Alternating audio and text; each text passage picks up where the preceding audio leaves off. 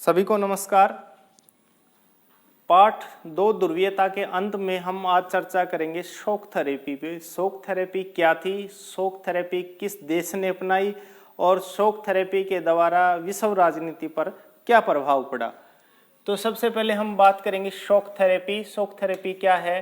तो shock therapy का शाब्दिक जो अर्थ है वो है आघात पहुंचाकर इलाज करना, और ये अपनाई गई सोवियत संघ के गणराज्यों द्वारा और अपनाई गई 1990 में।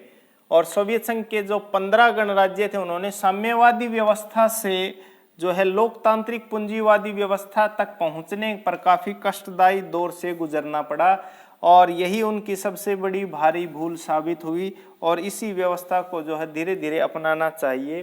कहने का शाब्दिक अर्थ ये है कि शॉक थेरेपी का अर्थ ये है कि जो साम्यवादी व्यवस्था थी उस साम्यवादी व्यवस्था से उन्होंने पूंजीवादी व्यवस्था को अपना लिया था अचानक, जबकि उनको धीरे धीरे अपनाना चाहिए था। इस एक साथ ही अचानक पूंजीवादी व्यवस्था को अपनाना ही शॉक थेरेपी था, और ये साम्यवादी 15 जो है सोवियत गणराज्यों ने एक साथ अपनाया था। अब इसका परिणाम क्या निकला, क्या प्रभाव पड़ा, और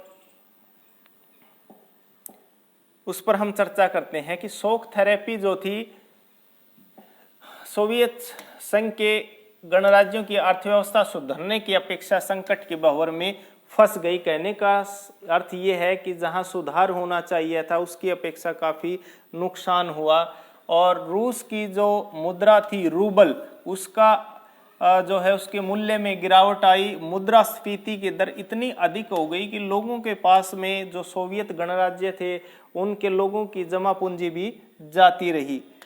तीसरा प्रभाव पड़ा कि खाद्यान्न जो प्रबंध है उसकी व्यवस्था नहीं हो पाई, रूस को आयात करना पड़ा।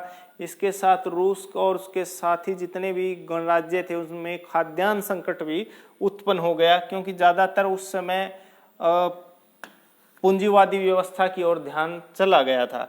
समाज कल्याण की जो पुरानी व्यवस्था थी उसको नष्ट कर दिया गया, और साथ में लोगों की आर्थिक मदद रुक गई और गरीब जो थे और अधिक गरीब होने लगे, यानी कि समाज में आर्थिक असमानता बढ़ गई।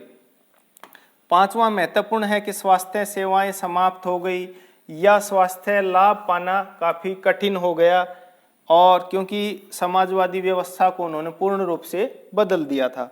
माफिया वर्ग का बोलबाला हो गया, उन्होंने जमाखोरी शुरू कर दी, यानी कि जिनके पास संसाधन थे उन्होंने जो है खाद्यान्न पदार्थों को स्टोर करना शुरू कर दिया। अमीर और अमीर होते चले गए और गरीब और अधिक गरीब हो गए, जिससे आर्थिक समानता बढ़ गई। अंतिम है कि शॉक थेरेपी से 10 वर्षों बाद इसके सकारात्मक नतीजे आने शुरू हुए। तो इसका अर्थ यही निकलता है कि सोवियत संघ के 15 गणराज्यों को अपनी साम्यवादी व्यवस्था को छोड़ करके पूंजीवादी व्यवस्था को जो अपनाना था वो अचानक नहीं बल्कि धीरे धीरे अपनाना चाहिए था। वो संसाधन तैयार करने चाहिए थे, वो लोगों के मन में उसके प्रति रुझान पैदा करना चाहिए थे, उसके बाद ही उनको अपनाना चाहिए था पूंजीवादी व्यवस्था को। बस आज हम इतना ही करेंगे। Thank you. जय हिंद, जय भारत।